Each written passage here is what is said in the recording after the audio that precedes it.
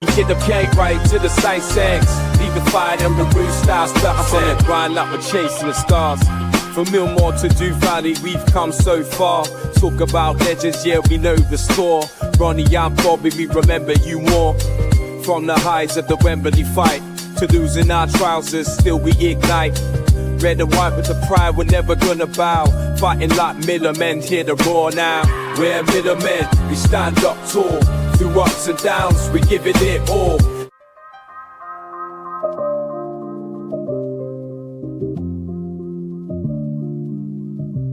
From Millmore to Do Valley. Good evening, everyone, and welcome to your weekly dose of Midweek Millers on the number one Rotherham United podcast, KB Terrace Talk Millers Edition. Don't forget it has changed over the last couple of weeks. I'm your host, Mr. D. Besley, or as people call me, Bez, and I'm so far joined by two guests. We have got a third one, and he's here again, who's trying to join. There he is, look. I'll start with Tom, if hopefully we can hear him. Tom, how are you? Can you hear me? Yeah, we can hear you, yeah. Thank God for that. I've no idea what was going on there. All right, lads, apologies. How's it all going? I'm here late. I think you need to do laptop. See if Gaffer will get you on. Gaffer, yeah. But thanks for having us. Four of us tonight, and let's see what we talk about. Evening Pete, evening Lee, evening Dave. Yeah, and evening Tom. And underneath good old Tom we have the king himself, Lee Bush. Lee, how you doing, mate? I'm good. Looking forward to tonight's show. It's nice to be just laid back and let you do the agenda tonight. So yeah. It's like you've not done a lot of these, obviously. I don't think the Thursday shows. Obviously, I don't want to burn you out when you're doing 150 shows a week. And last but not least, we have the voice of reason, Pete. Pete, how are you doing, sir? Yeah, all good, mate. Evening, lads. Hope for a good Evening, show Pete. tonight. Good. And we do have actually just above Pete's head is like, is that the newest logo for this channel? So that looks quite cool up there, to be fair.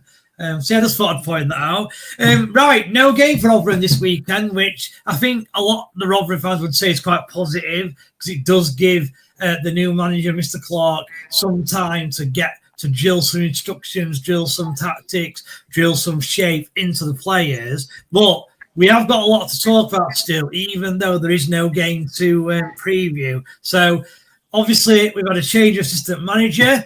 And again, although it was the right thing to do, it has made the club and Paul Douglas look a bit silly yet again, with him coming out saying that Lee Clark's going to have to work with what he's got. And then less than a week later, we've got a new assistant manager. So it doesn't look great, if like in terms of the club, but I do think it was something that needed to happen. So yeah, we'll discuss the new assistant manager. We'll discuss the outgoing Del Tong as well.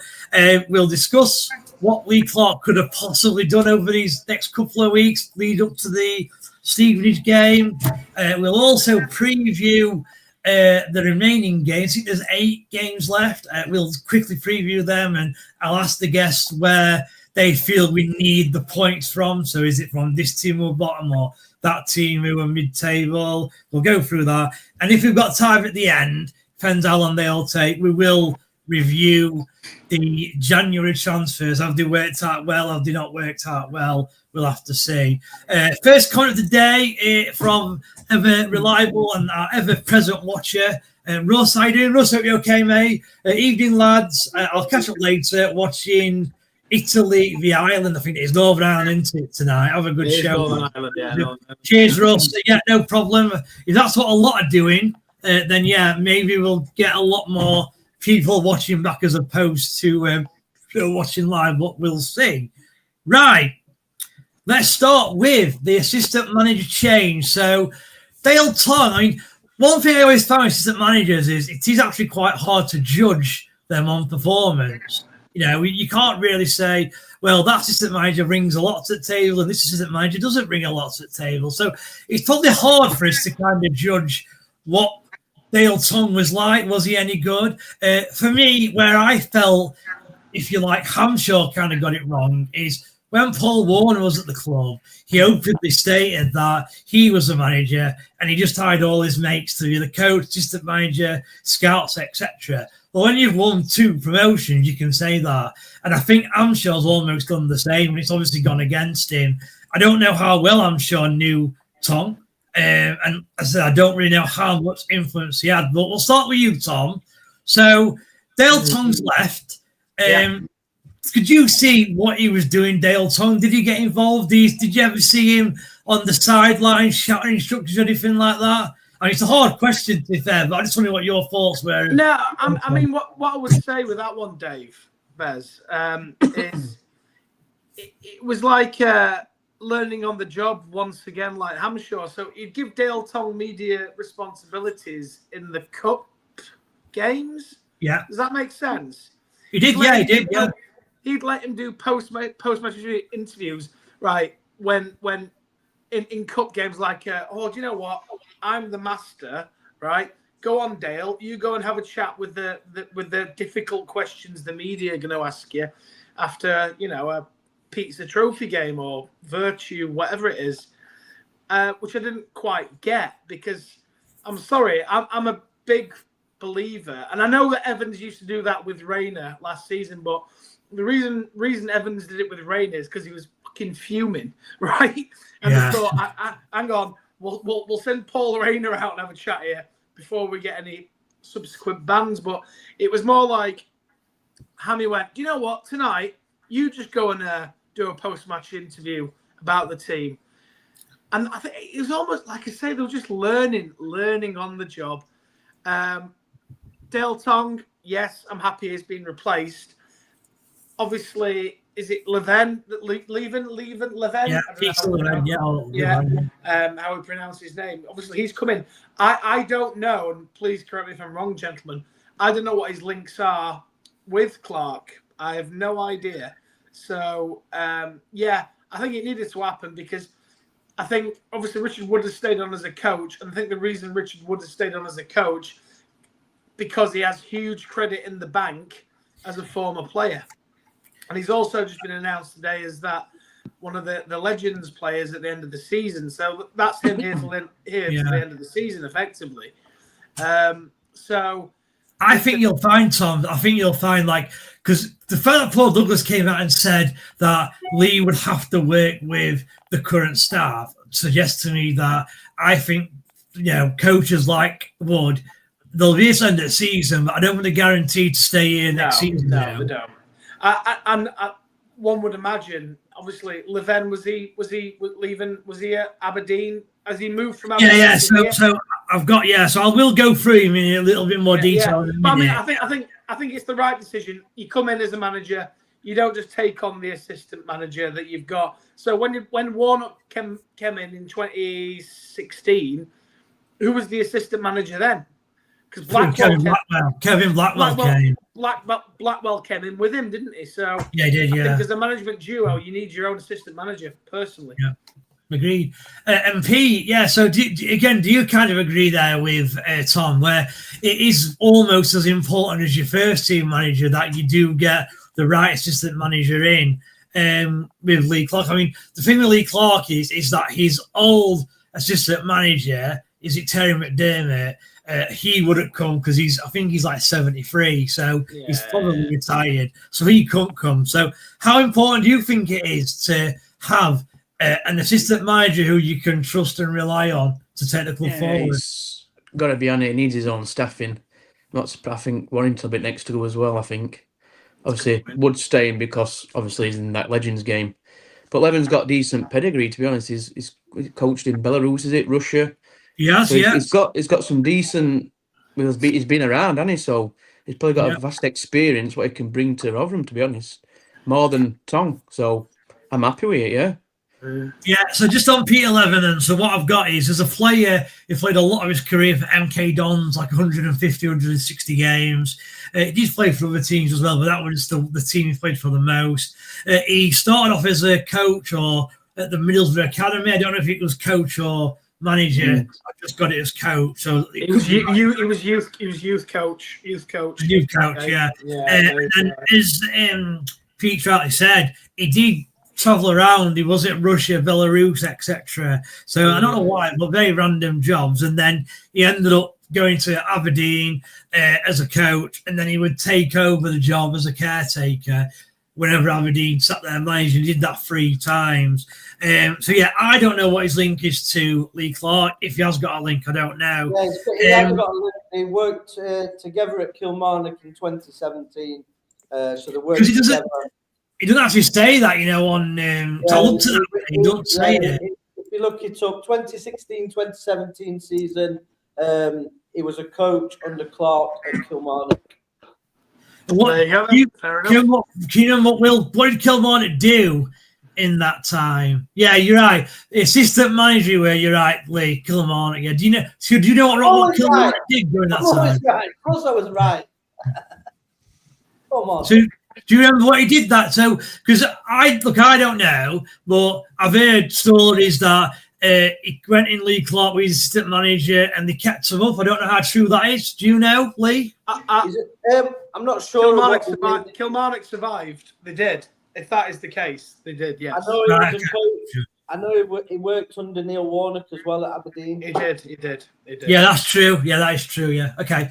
Right then, Lee. So, obviously, what are your thoughts on the change? Because again, I don't want to look. I want to try and be as positive as I can, because we have been negative most of the season for every reason to be negative. But the fact that Paul Douglas again come out and said that we're not going to change any coaches, any assistant manager, and then a few days later we replace the assistant manager. So my first question is, do you agree? Should that have happened? And my second question is, again, how stupid does it make Paul Douglas look when he's saying these things, and the opposite happens a week later? Paul Douglas is stupid. It's the definition of stupid. So that doesn't surprise me. But what I'm going to say is, it is a really, really positive move by the football club. Even more so than getting rid of Hampshire and getting a new manager. The fact that they've actually looked at it and thought, he's not good enough as assistant manager, I need to bring in an experienced coach. For me, that shows that he's got balls as well to actually go to Tony Stewart. Because I reckon they have told him that he's got to work with what he's got. And then he's actually, as a competent, strong leader, he's gone to the chairman and said, look, I can't work with that assistant manager. Not good enough. They've failed here. I need to implement change in tactics, and I can't do it all on my own. And I think Tony Stewart, fair play to him, has then said, we'll do it. Tongi's gone, and he's come in. And everybody said Warney with his mates, but it wasn't. Warney did it with Richie Barker, who was a manager, and everybody knows the tactics came from Richie Barker, not from Paul Warne. So, yeah, I think it's a fantastic move. I think it's the right move. I think it's harsh on Tongi because it's difficult. I know people at the training ground told me that any difficult conversation that was had at the football club wasn't done by Matt Hampshire. It was done by Dale Tong, and Dale Tong was actually a nice guy, and people respected him. So it is a bit harsh on him because, like you said, as an assistant manager, very difficult for us to judge his day-to-day job. People at Round would know that. And people, I've had conversations with, slated Matt Hampshire, said he passed a lot of the work over to Dale Tong. But it's Dale Tong's first assistant manager role. He'll learn from it.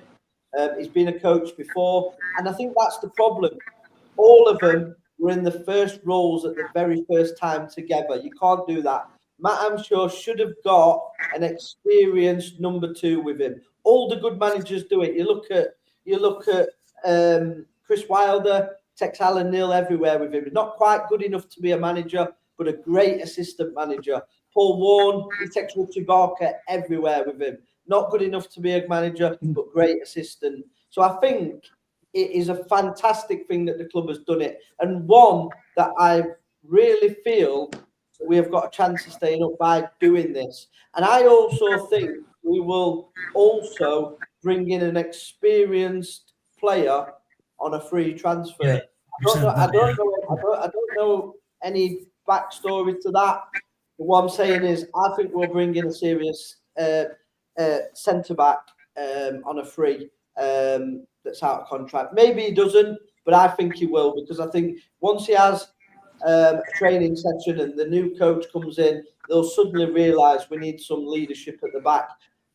It wouldn't even surprise me if Richard Wood played again. As it sounds, because we only played last year, but we need a leader at the back. We're conceding too many sloppy goals. Adi Agber, whatever he's called it, Lenny, he's dreadful. Let's be honest. We're going to concede. We just need to shore it up at the back and then create chances for us to start scoring some goals. We've got probably the best firepower in the league, so that we've got enough to stay up. Okay, just on the signing, like I don't know if they're going to sign anyone, but if they've not signed anyone by Monday, I would have thought no one's coming in, because you almost wasted a week of being able to train this new guy into a new system. So I would say if there's no one in by Monday, then I can't see that, unfortunately. So just quickly, and just to close this off, Lee, and you half kind of answered it anyway. So how much effect on Matt Hanshaw did it have him appointing Dale Tong? So obviously you've just said there that what Hanshaw should have done is appoint someone who was more experienced, who could have helped him. So how much of an impact do you think employing an inexperienced Dale Tong had on Matt Hanshaw's failures? Massive, because he was so far out of his depth, Matt Hanshaw. You needed somebody really strong and experienced to tell him to have changed the system and do the things that the fans could see it. The fans were screaming it out, and he still wasn't doing it. Dale Tong, if he'd have been a bit more experienced, he'd have pulled him to one side and said, "Listen, you're going to get the sack here, mate. We need to shore things up." And then that's when the experience comes in. He didn't have that. I think Dale Tong were a rabbit in headlights as well. Woody is, because none of them have done it before. So they're all like, "Oh my God, what's happening?" And it was just getting worse and worse and worse. And he had to go. Yeah, for me, I think it had a big impact. So I said it at the time. When you go in with a rookie manager, you need an experienced number two, and we didn't do that. Agree. Okay. Right, before we move on, some comments. So Tom Smith, from what I saw in the media and clips, wasn't impressed with Tom. He was part of the mess we have been left in. It needs a fresh approach. Fair enough. Rotherham game, evening lads, evening Rotherham gaming. Have you got all the Van Kerry's dad for me yet? You said you'd do that for us, so don't forget. And that's it for comments. And Lee's gone for some reason. Right, so what we'll do, we'll move on. We'll move on to Lee Clark, and we'll move on to. He's obviously had 2 weeks, or so far he's had a week. He's got another week to prepare for not only the Stevenage game, but for the run-in. So, Tom, I'm going to start with you. So, what do you think is the most important thing that Lee Clark is needing to instill into his players? Well, first and foremost, none of this cushy nonsense. I said on Bush's post-match reaction from Saturday's defeat to Lincoln that the best not be getting any days off. They should be in every day. Even if it's not training, looking at PowerPoints, looking at presentations, looking at opposition, looking at shape, looking at everything. None of this, have a week off, lads. Because do you know what? They've had a week off every week this season, right? Which is why we are where we are. I'm hoping that stuff going on with rehabilitation. I'm hoping that the players are in, listening to instruction, forming bonds with the coaching team, with the new manager and assistant manager. And I hope he's learning a bit about their character and their fight and who's up for it. So I'm hoping that there's been no days off. There's none of this. Have a few days off. It's international break, blah, blah, blah. Get yourself in. We're going to work all day, every day, and we're going to try and get out of this mess. Right? So that's what I'm hoping Lee Clark's done. Okay. Knock off Nigel, if we go down next season, need a new midfield, hopefully this new manager focus on possession. And to be fair, Nigel, you could kind of see that in the second half against Lincoln. I'm still unsure as whether or not it was us holding possession or Lincoln just kind of, staying away from us and not closing down and not pressing as much as they were in the first half. Pete, exactly, Clark, he's had a good 2 weeks. Tom, and I agree with Tom, wants to instill some passion. So someone's reading me. He wants to instill some passion, some fight into the players. For you, what does he need to change the most? Because I imagine you're going to say the tactic, because I know you really hate the three at the back. So do you think it's important that we do change that tactic? Because obviously my thoughts, I actually don't think it makes a difference. So what are your thoughts on that? And do you think he will change tactics from a three at the back or not? I think he will change it. I think we'll end up being a 4 at back, a solid 4, because everywhere he's been, he's had a 4 at back. I don't think he's ever played 3 at back, to be honest. And another positive, he's got Dangar back, hasn't he? Dangar will be fit. He made the difference in the second half. As soon as he come on, you could tell, couldn't you? We had that bitter edge about his midfield, what we don't have when he's not playing, do we? They just run through his midfield like there's nobody there. But we're fit Dangar. We've got every chance now, haven't we? So I think he'll build a team around Dangar in the centre. Do you think that team will stay in midfield as well, or do you think he'll move back to centre half when players are fit? I think he might play Baptiste in centre at Park, with Dangar. Wow. He had a good game, didn't he, Lincoln? It's a decent midfield, that, isn't it? But what I would say to that is, and I know if players are still injured, I get that, but when everyone's fit, where are you going to fit all these quality players? A lot of people on this podcast like Spence, they like Benson. How can you justify playing a centre back in midfield over these players? Well, they're not going to be fit either, so he's going to play the rest of the season, isn't he? Benson's not going to be fit, is he? I don't think Spence will be back. So he started against Lincoln, didn't he, Benson? Yeah, but he ain't got legs, does he? He don't even last an hour now, does he? Well, he does at the minute, but you'd hope that, I don't know when he went off against Lincoln, it was like 60 minutes. You'd hope that he did 60 against Lincoln. He's had 2 weeks of training with Lee Clark. Maybe you could get 75 out of him next game and build him up slowly. Possibly. He's not built right now, is he? I don't think he'll be here next season. They'll get rid of him. What, Benson? Yeah, he'll not be here next season with injury record, mate, will he? So, who else we got in midfield? McWilliams, he won't be here next year. There's plenty of him, isn't there? Half of them won't be here next year, will they? Dangar won't be here. Gray won't be here. It does depend on the division for me, to be honest. It depends on what league we're in. Lee, then. So, Lee, last one on this. So, yeah, as I already said, Lee Clark, he's had 2 weeks, or he will have had 2 weeks. What's the most important thing for you that you want to see Lee Clark doing to this side? Similar to what Tom said, I think there should be no days off. I personally would have took them away. So they eat and sleep and shit together for full 2 weeks. And then the bond, like a pre-season. So go away, I don't know, take them to the Algarve, wherever, somewhere that's got good training facilities, and you really work on shape, tactics. We don't want to get them injured, so we just keep them ticking over. Nothing too heavy on the training pit, but more about shape and what he wants them to do, and building relationships and meetings with players on how do you feel about being at Rotherham? What's gone on in the past? Why are Sam Nombe, for example, you're one of the best strikers in League One? Why are you not in form? What do you think it is? And really have these conversations with these players. Difficult conversations, but I think if they got away from the environment, like a full pre-season, did the training every day, meetings with players every day, players that want to stop, maybe have that conversation with the chairman. Can we get this guy a new contract? It's going to boost him towards the end of the season. Like, imagine Sam Nombe signs a new contract. Wow, fans will be brilliant. The player himself, he'd put more effort in to be like, the club actually want me.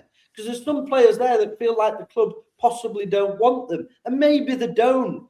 But Hampshire should never have told him that. Yeah. No. So he's got to repair them relationships that have been broken, and he's got to get his tactical nous across. So for me, I'd take him away for 2 weeks, away from everything, and really, really spend time with them. They can't be having days off. They haven't warranted days off. They don't deserve days off. Some of these don't deserve to be professional footballers with the way they performed this season, and that's just brutally honest. And I'd be having that honest conversations. I'd be pulling the match up against Peterborough. I'd be saying, what on earth has been going on previously? Why are we defending like this? And have the honest conversations with the players, because you might get some honest answers and you might pull some people back on side and really give it a go. Get them behind them. The fans, we need to get behind them. We've got massive games. We can't be negative. We've got to try and be positive for this. And then at the end of the season, we can then assess where we feel it's gone wrong. But for now, I think we just need to stick together as Rotherham United fans and say, let's have a final push. Let's really try and stay up. Let's look like, and if the team stay up trying, it's not as bad, is it? At least you can see there's some glimmer of hope for next season. And then if by everything and it does keep us up, then I think he deserves a chance to manage us next season as well. Because if he keeps us up from this position, you've got to say he's earned his right to be the manager next season. But don't be silly. Don't give him a 3-year deal. Give him a 1.5 and just keep doing it like that until, if you're 100% sure on him, then do it. But we got silly with Matt Hampshire. He's a rookie manager. We give him a 3-year contract. And I think that was the reason that he's been gone for so long, because the length of the contract. They probably didn't want to pay it up, but it got to a point where it was untenable. His performances, the attendances were dropping. That's what I told you. You don't need protests when attendances drop like that, because the chairman, they think with the money. So as soon as the people say, I'm not going anymore, then obviously they pulled the trigger.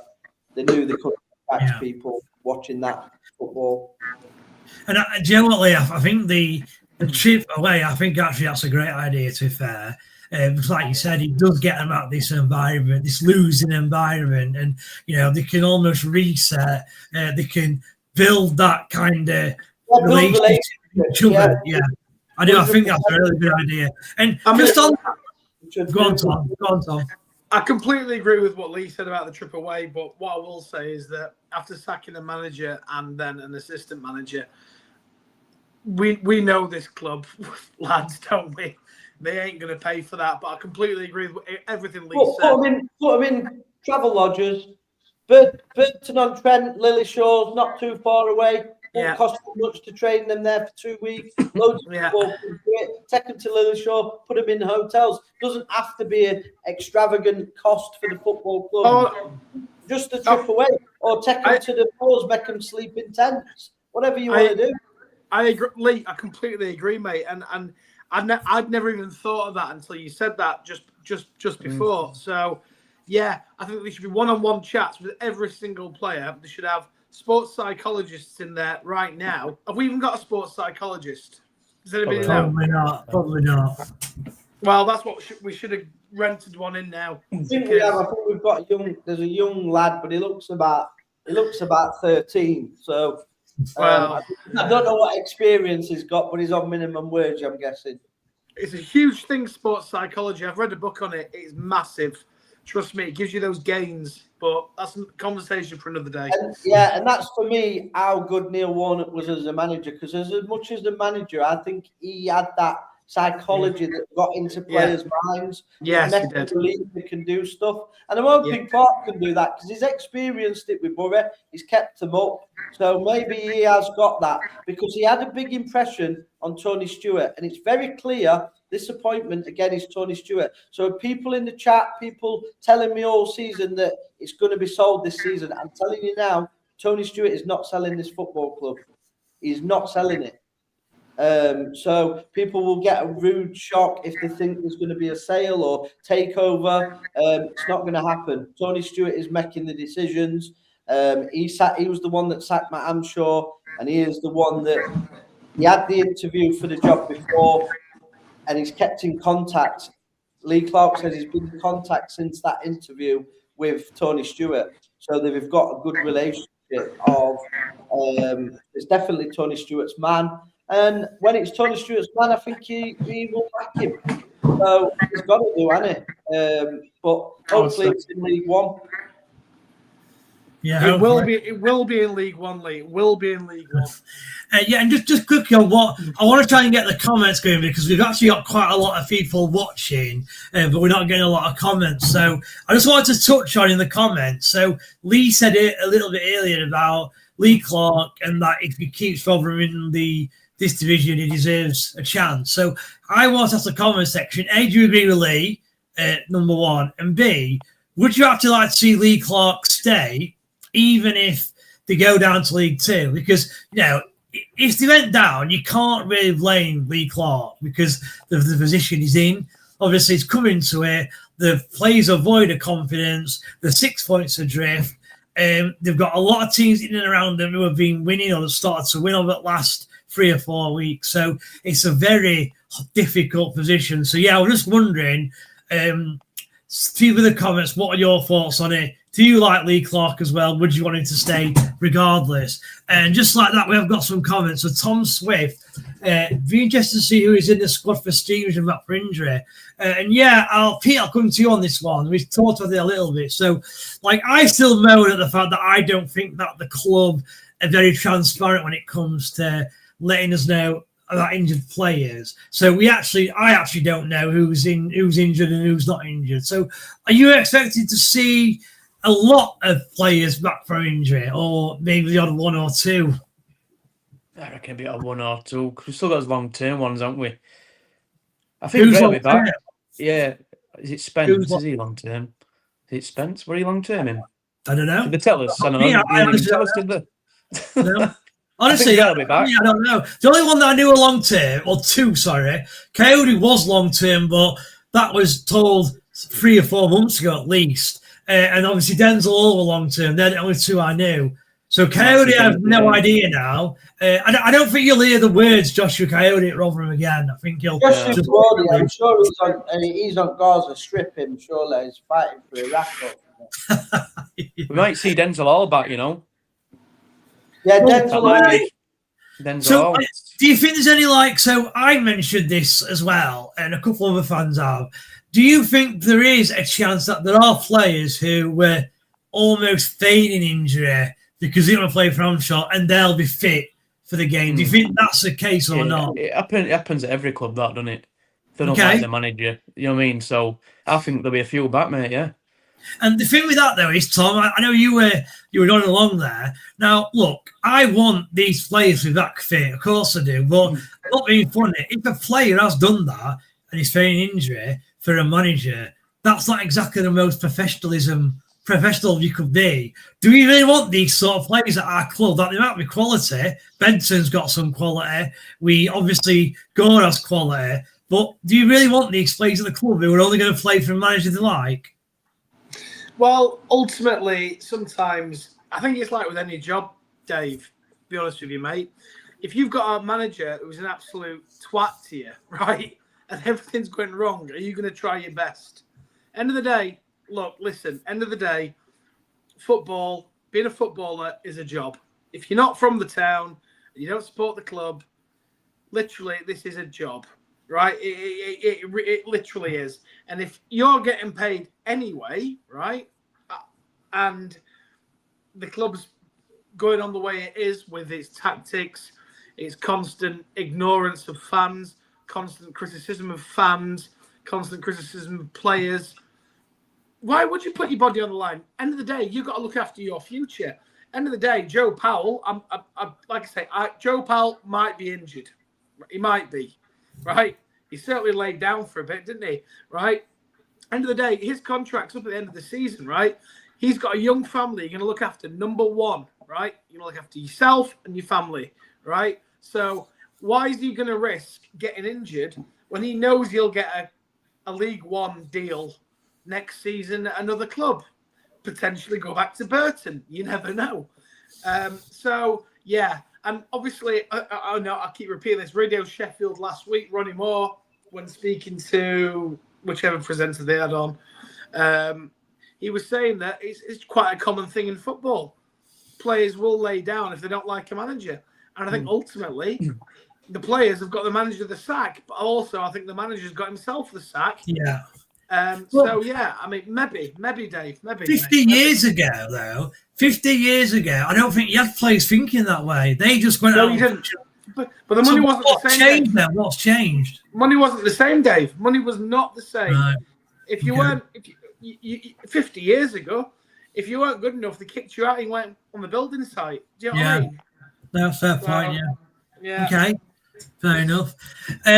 John Fellas getting his team to create goal scoring chances and so getting these central defenders too strong and decisive has to be tough of Clark's task. And Lee, I mean, you look at that comment and that's everything wrong with a football team. They can't create chances and score and they can't defend. And that's why this team are named Hottam. So out of those two, if you were manager, let's say you're Lee Clark, right? I've changed your name from Lee Bush to Lee Clark. Would you start at the defence and try and get that working first, or would you go straight into trying to create chances and outscoring the opposition? What would you do? I would go with trying to score goals first, purely because this league is so poor.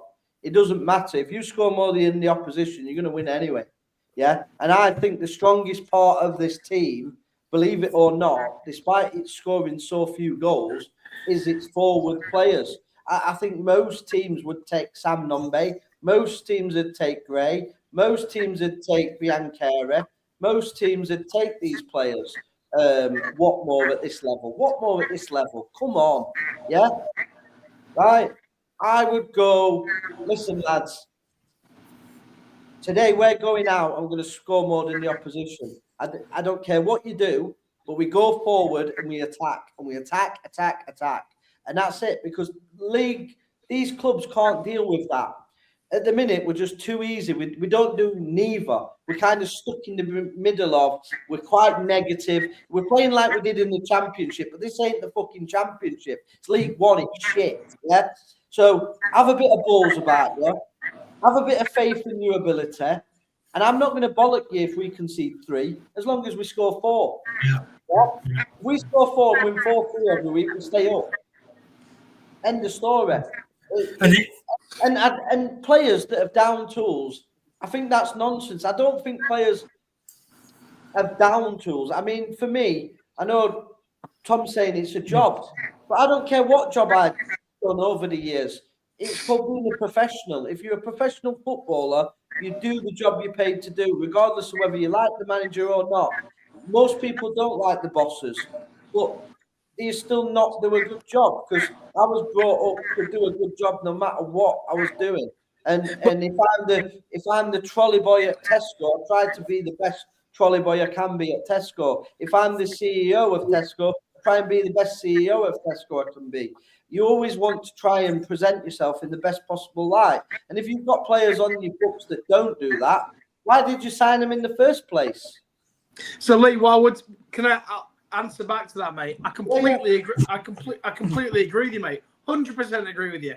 But we're talking about now, us 4 on this screen, we're talking about a much younger generation of people here. We're talking about people who are 10, 15 years younger than us.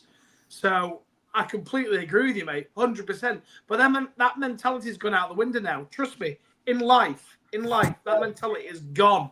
Right? There's only a handful of people who are in their mid-20s, early 20s, mid-20s, late 20s that even think like that. Never mind a footballer. Footballers right now, trust me, they very few that'll run their absolute blood to water, or whatever the saying is. Yeah, it is. Now that back 20 years ago, right? 20 years ago, 100%, mate, 100%. But I think now we're in a completely different generation. I just think, honestly, players will lay down because, A, they get paid no matter what. If any of us go off sick, I don't know what everyone's work situation is. If I went on the sick tomorrow, right, I get statutory sick pay, right? Any of them go on the I'm injured. They get full pay. They don't have to do anything. And it's a mentality. At the same time, Tom, that's their career. If they're limping off injured, they're not going to get a great contract elsewhere.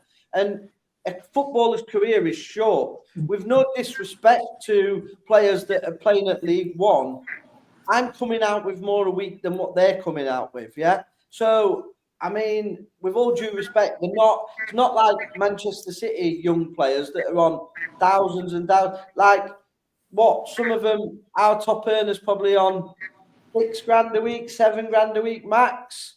The rest of them, a couple of grand a week. It's not a great amount of money, is it? It's not. Well, I mean, you say that, but if you're on a couple of grand a week, you're on $8,000 a month, which is $100,000 a year, right? So yes, I think it depends on how you look at it. But what you've got to remember that these players, and look, I do not agree with any of this whatsoever. These players who are all out of contract come the end of the season, why on earth, from their point of view, and don't get me wrong, if I was playing for Rotherham, right, and I'm not, right, obviously, although I could probably do a better job currently, right, I would do everything in my power to make sure that everything was absolutely bang on, right? Players will tell you they give their badge and their heart for the club. It's nonsense. It's media. It's nonsense. They just say it for effect, right? End of the day, there'll be some players in that team, I guarantee you right now, that the injury is nowhere near as bad as they are stating. As I said the other week, I watched a podcast where players say to get out of the game, you can pretend you have a back spasm or, like, I think Bez said, a migraine or something like that. And it cannot be proven. You're not risking yourself. You're not risking your body. You're not risking getting a bad tackle. You're not risking doing your knee. But you know what you are getting, though? You're getting the exact same pay. Whereas any of us, depending, like I said, on what everyone's work situation here is, if I rang my boss up tomorrow, how's it going, boss? I've got a migraine. I can't come into work today. I'd get statutory sick pay. And that's just the way it is. And listen, that is the modern day. That is the modern day. Back in the day, people used to go and fight for the country. They'll go and fight for the country. Now, you ask 100 young people in their 20s, would you go and fight for your country? I guarantee the split would be 70-30 to the point of where I will not fight for my country because it ain't going to benefit me. I agree with that, Tom, as well. Because you got to remember as well, with regards to like the working hard, what I would say is, I agree, Lee, no football player goes on to that fixture or I'm not working hard today because of this manager, right? But what a player will do is they'll go on that pitch, right? Let's say it's Dango. So Dango will get hold of the ball and he'll try and create something, try and pass. He'll do that regardless of manager, right? But when we're attacking and the ball's lost and everyone's chasing back, I reckon Dango is only jogging back. Whereas if you were playing for a manager who, you know, were getting motivated, he'd sprint back. And I think that's the difference, personally. Yeah, that's what I think, anyway. I disagree, especially with the person you've said, because every time... What's a bad example, Dango? Yeah. Because every time I've seen Dango, I don't think he can do any more. He runs all over the I'll say Benson then. Let me say Benson. Like, Benson's a sort of player who... Benson's that sort of player anyway, though, is it? No, he's not. No. You can't expect every player to charge. I mean, football isn't like that. You can't expect every player to charge about the pitch. I don't think, I'll be honest with you, I don't think he ever lost the dressing room. I don't think players didn't want to play for him. I think some were worried about how their injuries were being managed. I agree with that. Yeah, you said that, yeah. I know families were concerned about that. But I don't think players down tools. But I think what they did is they didn't believe in his tactics and his formation. So it doesn't matter. If you're playing out of position, you're not going to give your best performance, even if you wanted to. No, I know that. I get that. Yeah. Players that are playing out of position, they look a lot worse. And sometimes it could be misconstrued that they're not trying, but they just played out of position. Same as the strikers. Everyone were blaming Jordan Hugill, but now everybody's blaming Sam Nombe. Yeah. Apparently he was going to be the, you know, when Sam Nombe will score goals. It hasn't happened because it's a graveyard shift. Because if what style we play. And if Lee Clark addresses that, we will score goals. And it won't but it won't be because, Sam Nombe is a world-class striker. He may go and score 10, 15 goals, but it could be Gray that does it. And it would be probably Jordan Hugill. If Hugill had got the service, and if you look at the stats, it tells you we don't create chances. Yeah, so people will just go and pick, Jordan Hugill's up front today. He must be crap because he's not scored. But how many big chances has he missed? Zero. He's not got them. You know what I mean? So people look at football differently, and some people don't really. They'll just see a result, and then everything's bad if they've lost. And then if they win, everybody gives them a 10 out of 10 and they were brilliant. But actually, football isn't like that. It's very detailed in what players do and stuff like that. So you've got to look deeper into the game. Especially these days as well. So they have a drink on a Saturday, they see what they want to see, and then somebody will say Kelly's shit. And to be honest, once we've played a better system, Kelly's looked a lot better. His legs have gone, we know that. But actually, he ain't one of the worst players we've got. He's probably one of the better players we've got, is Kelly.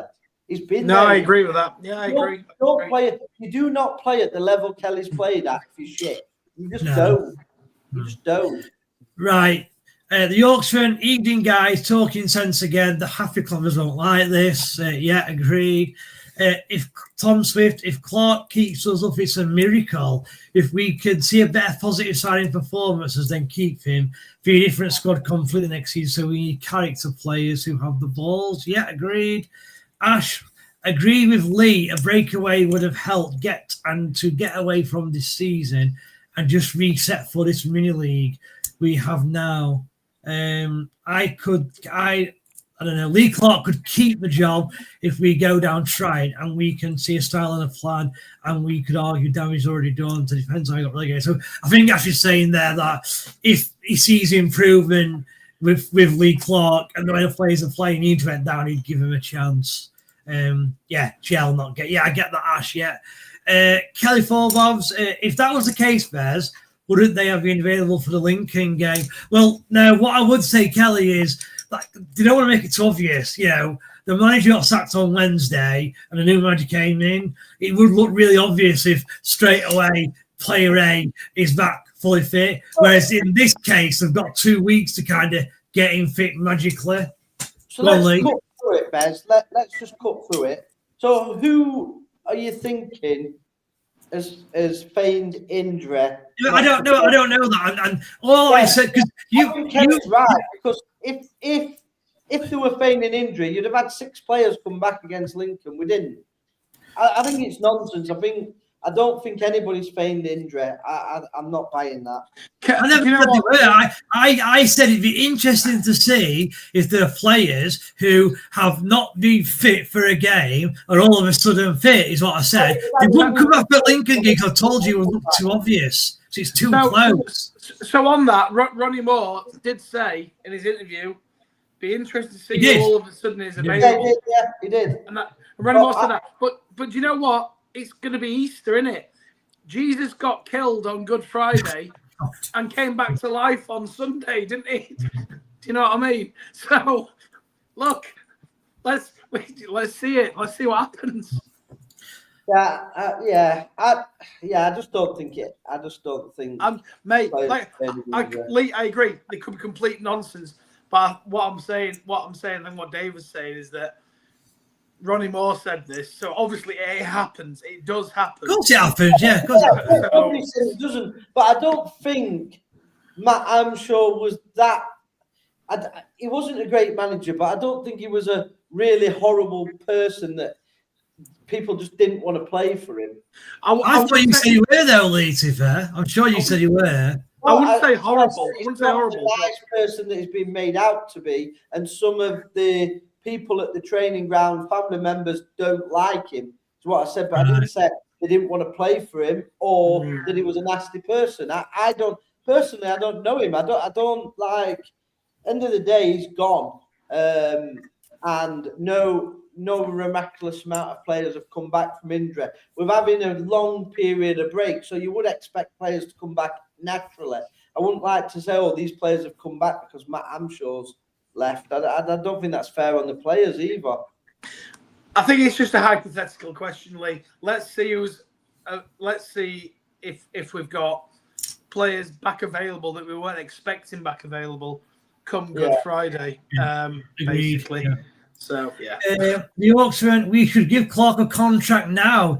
He can then sort his list out for next season. His contacts must be better than Hammy's, and it took like a manager who shouts at him out on the sideline. Pete, do you agree with that? Would you give Clark a contract now, or would you like to see what happens in next 6-7 weeks?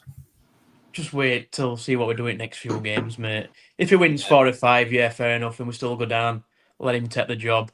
But we've got to see what he does first, haven't we? We can't just throw a contract at him now, because it might end in tears. So if Rotherham, right, played well in every game but only picked up 2 wins and went down, would you be happy for him to get the job or not? Because I'm basically asking, are you just looking at results only, or are you looking at performances? It's a bit of both, innit? You've got to go on both. If we win 3 games and go down, give him a go next season, yeah. Okay. He's working with Amshaw's players, basically, and he's still so... He hasn't brought his own players in, so we don't know what he's going to do we? Obviously, if he has got the job for next season, he's going to lose 15 players, is it? Yeah, 15 players, so bring his own players in, see how he goes, but I won't give him a contract yet. See how we get on in the next few games. Yorkshiremen, 50 years ago, every team played a 4-4-2. That is correct, Yorkshiremen, they did. Stephen Grant, a good manager can make a bit of players and get more out of them, unlike Hampshire, who demotivated him. Yeah, agreed. And Stephen Grant agrees with Bushy about a breakaway. A lot agree with Lee about going away. The Yorkshiremen, the play didn't like the 3-5-1-1, 4-4-2, and attack. Okay, he wants to attack Yorkshiremen. That's what Lee was saying. We could do a free agent. We could do a free agent striker. 6'1" at the moment. Got one. Well, I'll ask Lee thoughts on that. You did say you think a centre half might come in, but what about a striker? I don't rate Ayres at all. I think Ayres is really poor. That's my view on Ayres. I actually think we'll see Jordan Hugo before the end of the season, personally. I'm just about to say that. Yeah. Well, because Amshaw's left. Hey? Because Amshaw's left. That's your thing, but I believe is getting closer to fitness. So I think we may see Jordan Hugo before the end of the season. But I think we've got enough strikers. I think you can play for the last 10 minutes of games if you want to hoof it forward. You can play Ayres up there, up top. But yeah, I think we've got enough firepower to keep us up. Personally, I think we've just got to really go for it and attack teams. Okay. And Kelly, go on, Tom. Go on. Sorry, Tom. I'm with Lee. It's the Brazil method, isn't it? You score 5, we'll score 6. And that is the best ball in defence. End of. Tom will remember this. The Lee Clark side that he played in Newcastle were very much like that because the Newcastle indeed they were. Yeah, he played under Keegan, and they were very. We'll beat you 5-4. They didn't end up winning the league in the end, but they got promoted from the Championship playing like that, and they got very close to winning the league that season as well. And you know what? Football I've seen. We'll do the Keegan. I'd love it if we stay up. Love it. Probably with that though, it's like backfired for Keegan that.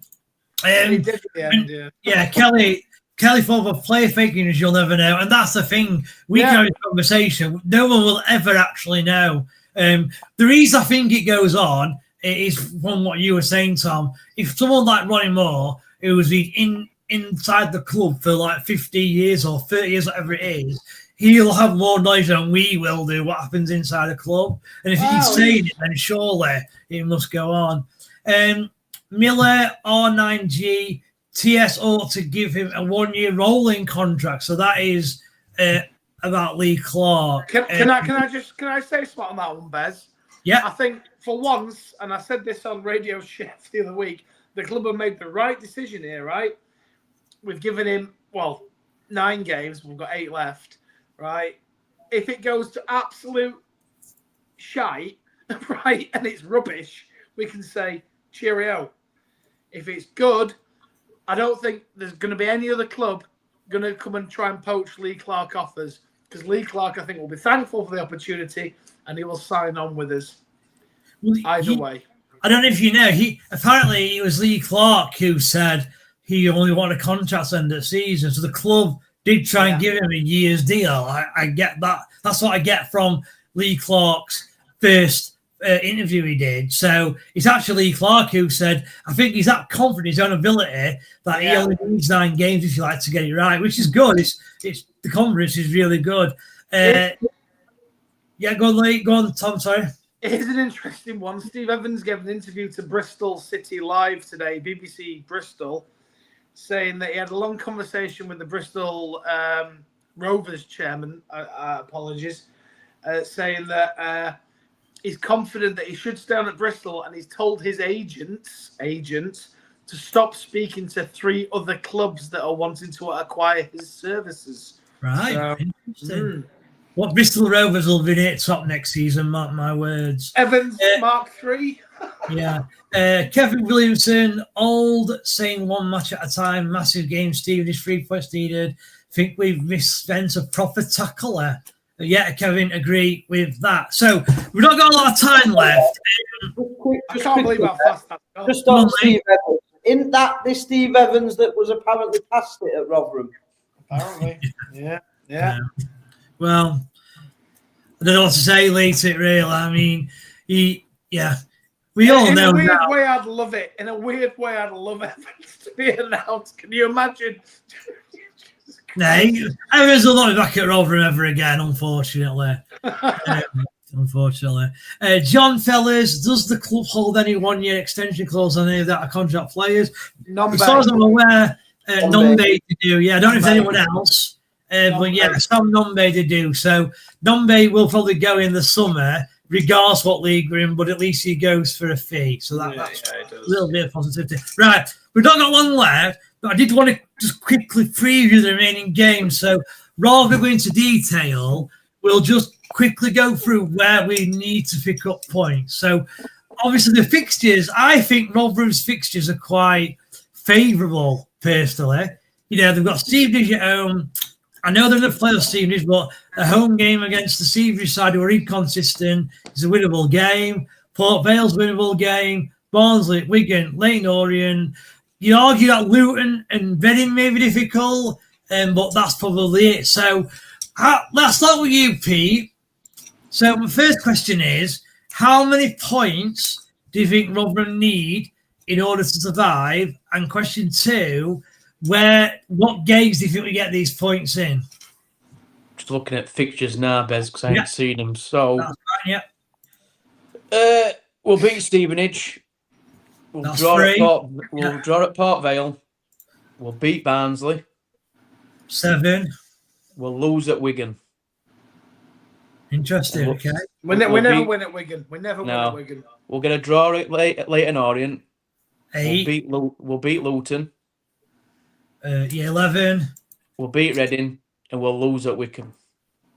So that's 14. So that gives us exactly 50 points. You've done that on purpose to get to 50. No, I haven't. No. Okay. No, I don't even know how many points we're on, Paul. So do you think that's enough, Dad? Do you think 50 points is enough to stay up? Let's have a look. It depends what the team's So doing. It should be. Exeter on 42, who are 5th bottom at the minute. Obviously, the form's terrible, but yeah, can Exeter get 10 points, or well, 9 points is the question you're answering. They're in free fall, them, aren't they? Yeah, we've got a game in hand on them. On them. It's between us, Blackpool, and Exeter, isn't it? It's between us 3 will goes down. Yeah, 2 from them 3, yeah. Yeah.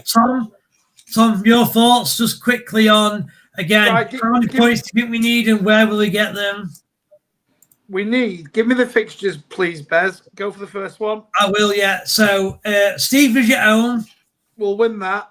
3. Port Vale away. We'll win that. 6. Barnsley at home. We'll draw that. 7. Wigan away. We never win. We'll draw it. 8. Leyton Orient away. We'll draw that. 9. Luton at home. We'll win that. 12. Reading at home. Sod it, we'll win that. 15. And Wickham away. We'll draw that. Yeah. Undefeated So, run. I think you've got us undefeated there, Tom. Bloody hell. Yeah.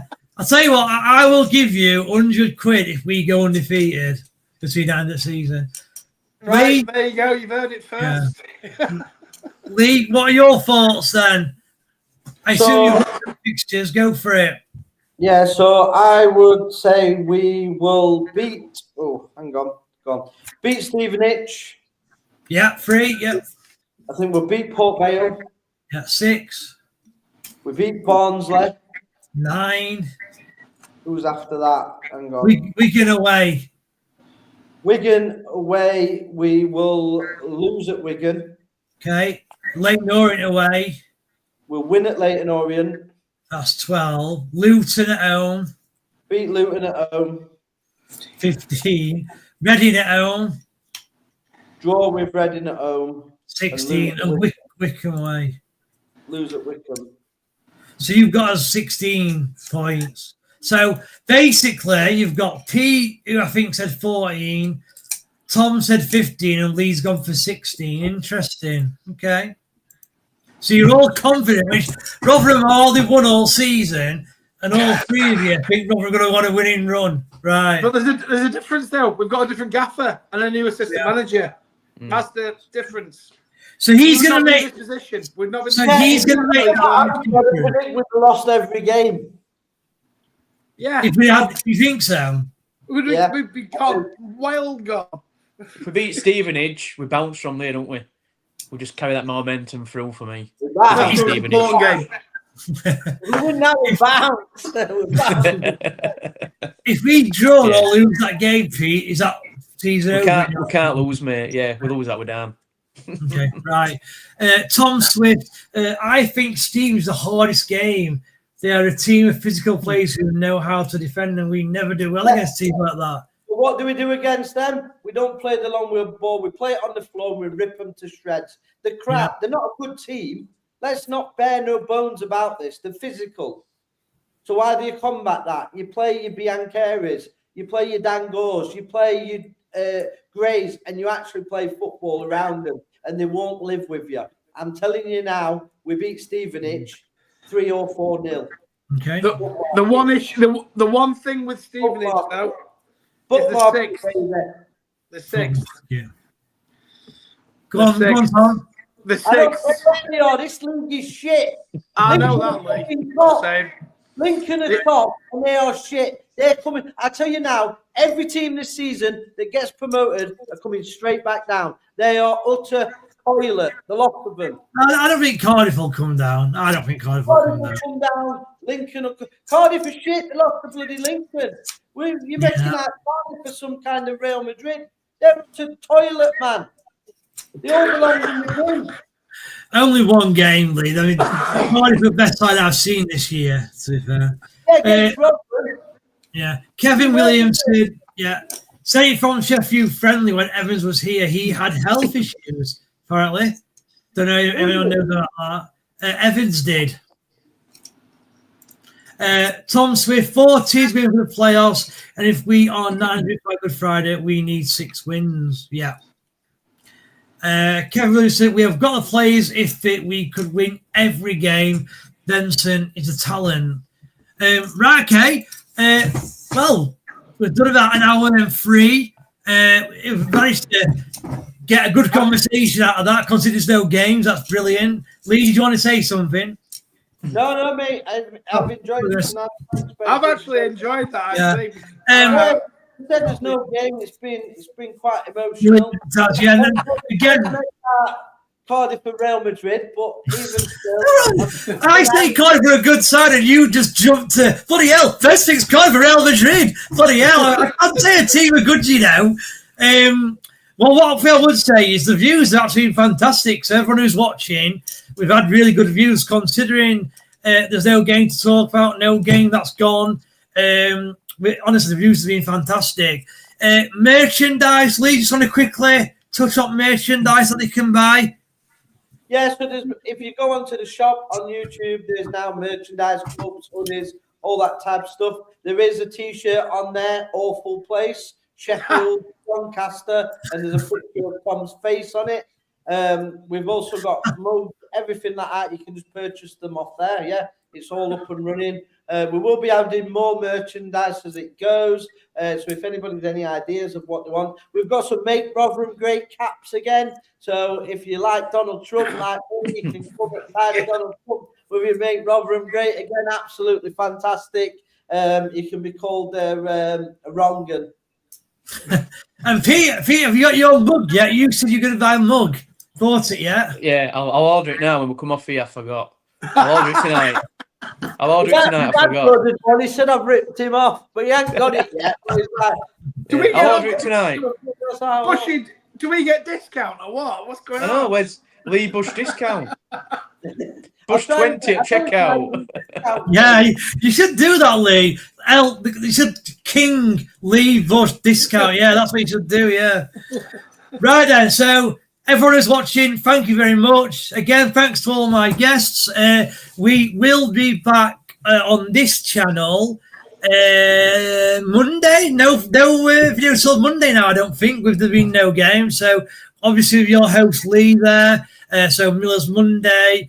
On the other channels, we have got a couple of Premier League videos. I think there's a fantasy one tomorrow, possibly. There's Tom's live show on Sunday night as well. So don't forget to join those. And as always, don't forget to like and subscribe. The subscriptions are going up. And as I said, you need to subscribe so that when we go live, you get a notification say we've gone live. So it saves you having to remember. You have to click the bell to get a notification. So you subscribe and then click the bell. That notifies you of when we go. He's got his purchasing now. I'm getting it now. Yeah. Yeah. You'll have to show us on next show then, Pete. I'll have it ready. Yeah. I'll have it. Yeah. I might get Tom's got one as well. There was one with Tom's face on. I might get that. Tom's face on. Awful. Is there an Awful Place mug? It's Doncaster, yeah. Right, I'm having that. And you've got Doncaster sign behind you. Look, that's it. It says Awful Place Doncaster. Oh, right. You've got to get that, Tom. You've got to get that. Right. Yeah. Right. Again, everyone, thank you very much. Lee, Tom, Pete, thanks for joining. Have a good weekend with no football. We're staying up. Millers. Bye. We are staying up.